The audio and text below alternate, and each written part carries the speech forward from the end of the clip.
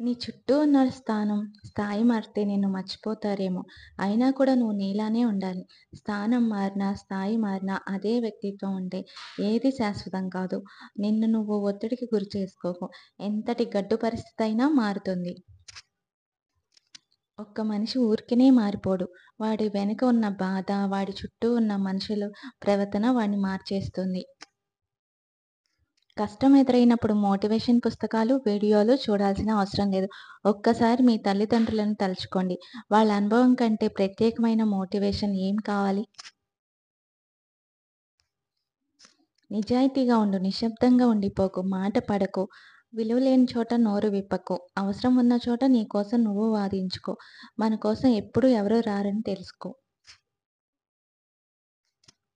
ఎలా బ్రతకాలో తెలియక భయపడకు. ఎందుకంటే గూటి నుండి బయలుదేరిన పక్షికి తెలియదు గింజలు ఎక్కడున్నాయా అని. అయినా ఎగురుకుంటూ పోతుంది కదా! మన జీవితం కూడా అంతే. ప్రయత్నమే జీవితం. నిన్న గురించి భయపడేవారు నేడు పోరాడలేని వాడు రేపు గెలవలేడు. గెలుపు కావాలనుకుంటే భయం వదిలేయాలి. భయం పోవాలంటే పోరాడి తీరాలి. అప్పుడే విజయం నీ సొంతమవుతుంది.